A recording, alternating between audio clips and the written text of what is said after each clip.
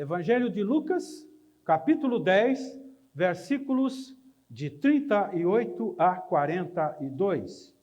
Marta e Maria. Indo eles de caminho, entrou Jesus num povoado. Certa mulher chamada Marta hospedou na sua casa. Tinha ela uma irmã chamada Maria, e esta quedava-se assentada aos pés do Senhor a ouvir-lhes os ensinamentos. Marta agitava-se de um lado para o outro, ocupada em muitos serviços. Então se aproximou de Jesus e disse: Senhor, não te importas de que minha irmã tenha deixado que eu fique a servir sozinha? Ordena-lhe, pois, que venha ajudar-me. Respondeu-lhe o Senhor: Marta, Marta, andas inquietas e te preocupa com muitas coisas.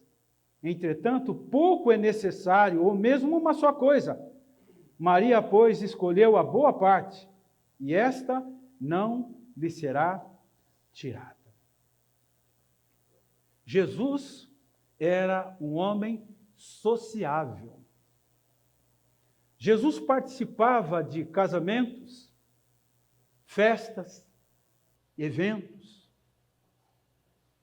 E Jesus participava também de jantares.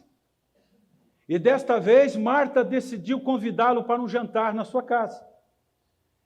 Eu entendo que esse jantar foi um jantar de gratidão pela ressurreição do seu irmão Lázaro. E ela disse: eu vou fazer um jantar caprichado e vou convidar Jesus. Era a família de Betânia, Marta, Maria e Lázaro. E neste jantar, cada membro da família se destacou de uma maneira admirável, que tem tudo a ver com a importância da igreja. Maria, por exemplo, ela se destacou como uma admirável adoradora. A Bíblia diz que ela ficou ali aquietada, assentada aos pés de Jesus, apreciando os seus ensinamentos, desfrutando das suas palavras, da sua sabedoria. Uma adoradora. E como a igreja precisa de adoradores como Maria. Adoradores que adorem o Senhor em espírito e em verdade. E eu tenho certeza que a igreja está ganhando adoradores nessa noite. Amém. Marta, ela se destacou como uma admirável hospedante, anfitriã. Ela queria dar a melhor hospedagem para Jesus.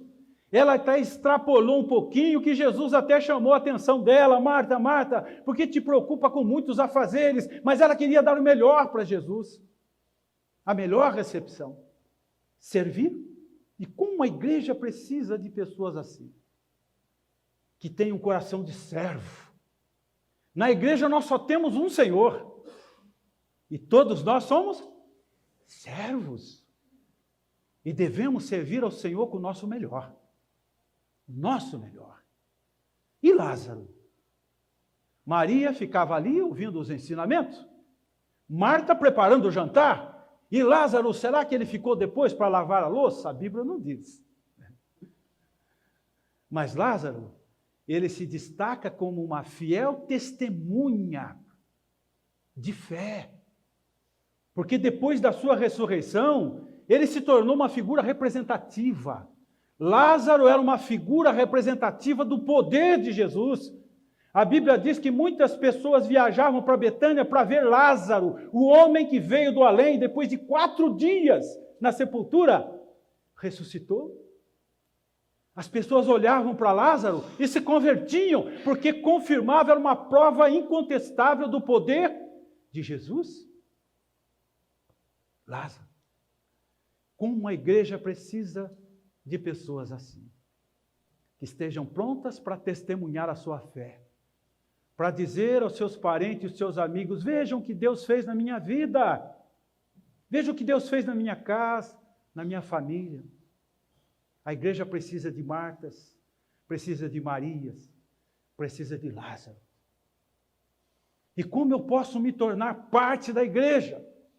É tão simples.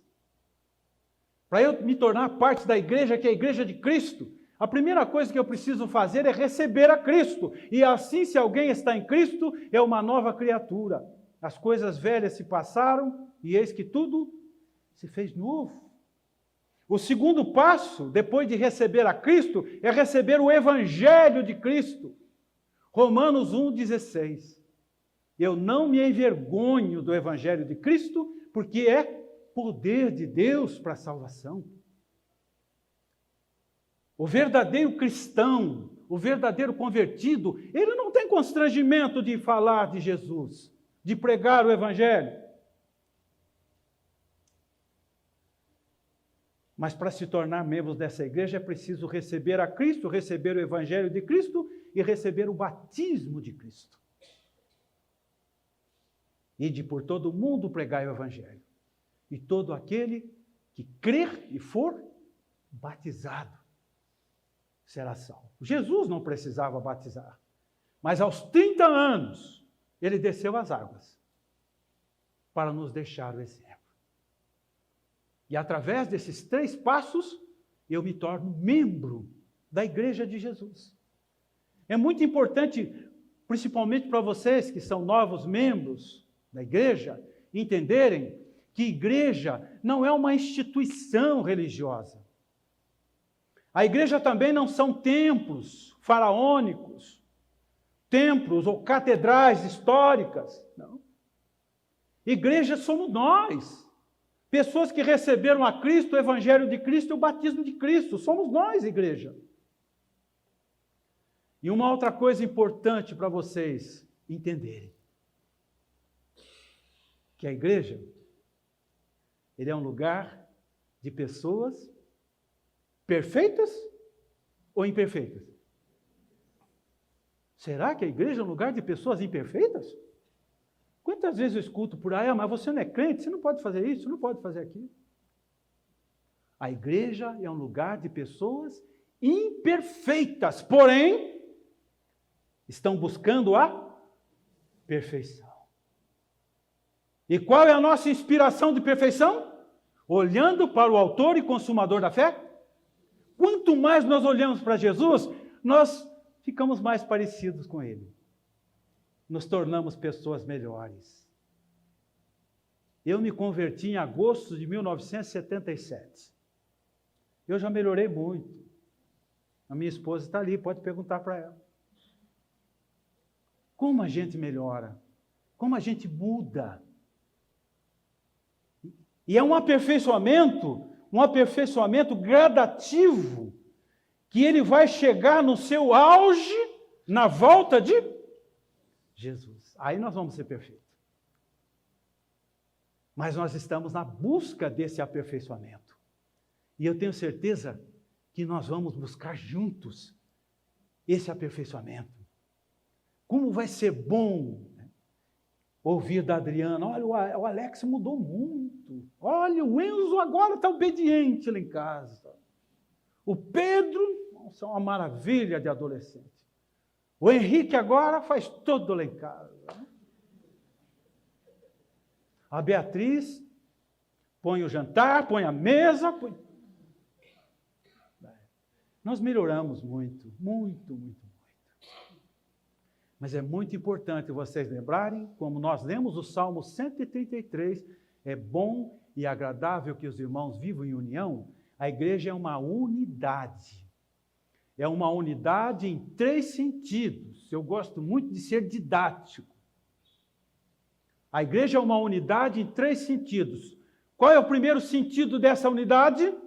É a unidade nas suas adversidades. A igreja não é homogênea.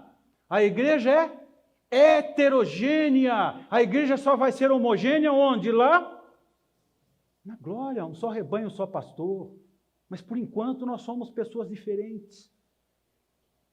Nós temos que aprender a conviver dentro dessa pluralidade. A igreja é como se fosse uma colcha de retalho maravilhosa. Temperamentos diferentes, educação diferente, nível social diferente, personalidade diferente. É exatamente nessas diferenças que nós crescemos. aprendemos, e qual é a palavra-chave? 1 Coríntios 13. O amor, tudo sofre, tudo crê e tudo suporta. Suportai-vos uns aos outros em amor. Essa é a chave. E Jesus formou a sua igreja, os 12 apóstolos. Será que eram pessoas fáceis de lidar? Nós vamos encontrar na igreja pessoas extrovertidas como Pedro. Pedro era sanguíneo, falava impensadamente, mas era extrovertido, uma pessoa divertida. Nós vamos encontrar pessoas assim na igreja. Vamos encontrar na igreja pessoas introvertidas, melancólicas, assim como Mateus, Marcos, que não disseram nada, mas escreveram. Geralmente essas pessoas escrevem.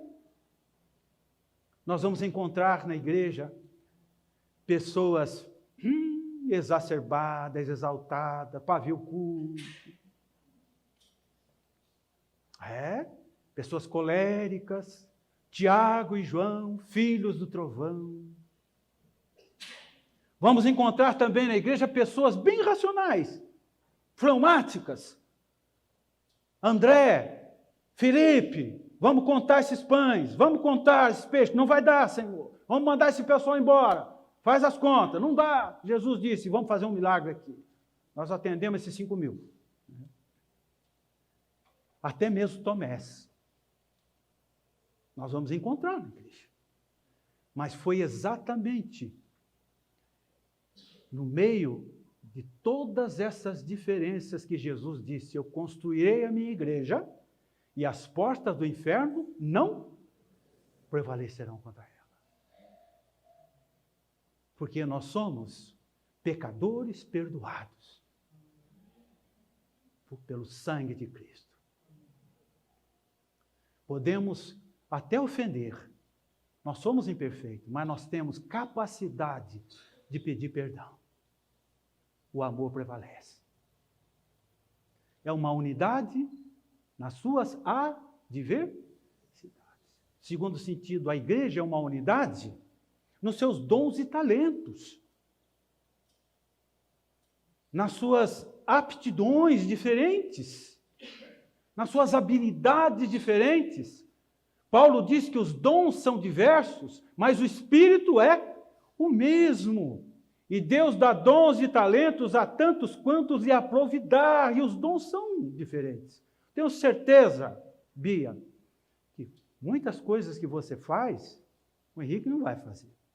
O Pedro faz, o Enzo não faz, o Alex faz. Mas todos esses dons que nós temos devem se convergir no sentido de fortalecer a igreja. E aperfeiçoar a igreja. Eu não sei se vocês conhecem uma fábula, eu gosto muito de fábula. A fábula da Assembleia na Carpintaria.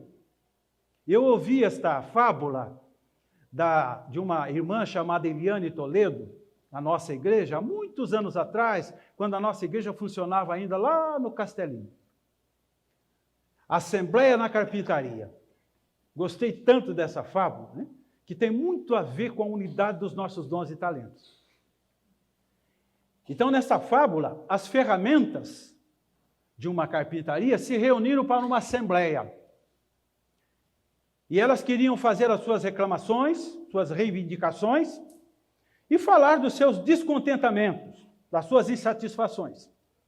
E o carpinteiro, então, marcou a assembleia, todos se inscreveram e deu a palavra, e adivinha logo quem foi o primeiro que pediu a palavra? Foi o prego. O prego disse, olha, eu não aguento mais levar martelada na minha cabeça. Já estou com dor de cabeça. Não há necessidade de tantas marteladas assim para prender uma tábua.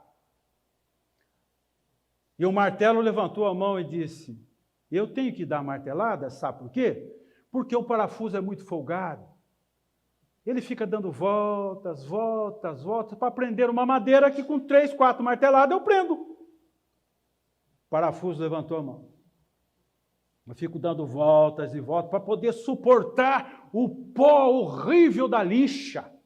Fica lixando, eu não aguento esse pó. A lixa levantou a mão, né? Eu solto esse pó, sabe por quê?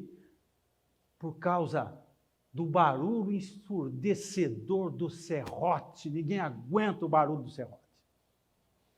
E por fim, o serrote levantou a mão e disse: eu quero propor a exclusão do metro, porque o metro fica medindo todo mundo aqui como se fosse um juiz. Nós queremos ele fora. Aí o carpinteiro teve uma ideia genial. Reuniu todas as ferramentas, construiu um móvel extraordinário, maravilhoso. E as ferramentas foram chegando assim, olhando para aquele móvel. E aí uma dizia para a outra: olha, eu ajudei a fazer aquele móvel. Olha, eu participei daquele móvel. E todas as ferramentas se sentiram orgulhosas, porque cada uma delas deram a sua contribuição para a construção daquele móvel maravilhoso. E a aplicação dessa fábula é que Jesus é o carpinteiro celestial. Jesus é o carpinteiro divino. E nós somos as suas ferramentas. E como ferramentas dentro dessa carpintaria chamada Reino de Deus, nós estamos construindo esta obra.